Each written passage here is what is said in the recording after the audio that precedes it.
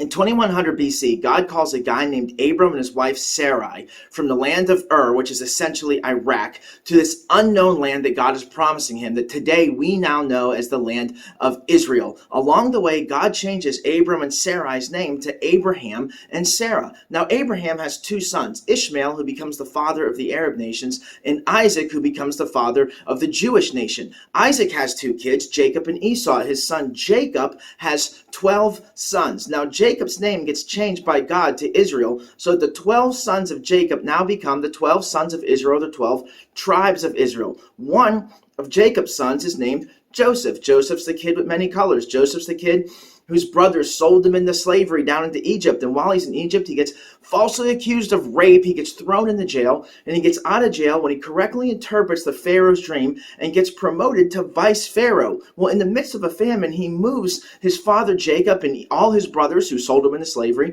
and the rest of his family from Israel down into Egypt to feed them during this famine, where they remained for 400 years. These few hundred people that have moved to Egypt have now multiplied into millions of people. The Egyptians have enslaved them and used them as a workforce. Enter Moses. Moses comes in and says, Pharaoh, let my people go. Then there's 10 plagues, and finally Pharaoh relents and sends them, and they begin this exodus out of Egypt. That's why the book's called Exodus. They march around the desert for 40 years because they were disobedient to God when he gave them instructions how to enter the promised land.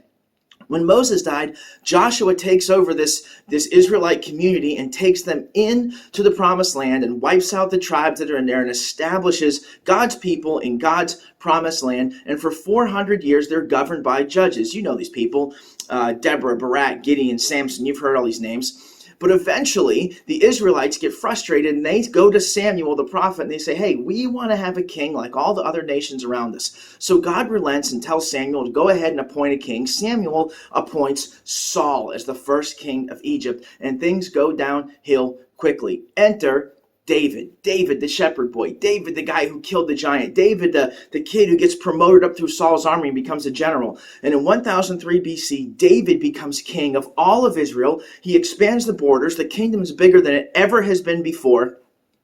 And David is one of the greatest kings to ever rule over Israel. His son, Solomon, is the wisest man who ever lived. He wrote most of Proverbs. He wrote Song of Solomon. Very good. Solomon was the next king. Solomon's son Rehoboam took over the kingdom when Solomon died, and Rehoboam got some bad advice from really stupid people. And in 920 BC, the kingdom of Israel split in two. The northern kingdom was known as Israel, and the southern kingdom was known as Judah. The kings in the north were terrible kings. They didn't follow God, and finally in 722 BC, God had had enough, and he brought in the Assyrians, and they exiled the entire northern kingdom. They conquered them. They took all the leaders out of there, and it was now a province that belonged to Assyria. Well, the kingdom of Judah had some bad kings, but some good kings. So God was always being merciful and relenting. But eventually in 605 BC, God sent King Nebuchadnezzar, who's the new king of Babylon, who had just recently conquered the Assyrians. Remember the ones who took over the northern kingdom of Israel?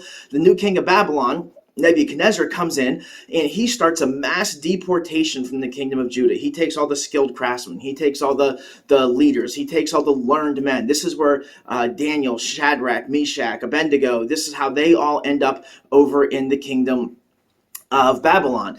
So Nebuchadnezzar starts appointing other kings, mini kings, to lead while he's not there, and that doesn't go well. And finally in 586, Nebuchadnezzar comes back into Judah and takes as many people as he can out of there, leaving just the poorest of poor and establishing his own people to run the government while he's not there. Well, meanwhile, in 549 BC, there's a dude named Cyrus who takes over the Persian Empire. He becomes the king of the Medo-Persian Empire. In 539, the Persians defeat the Babylonians. And in 538 BC, we come to Ezra chapter 1.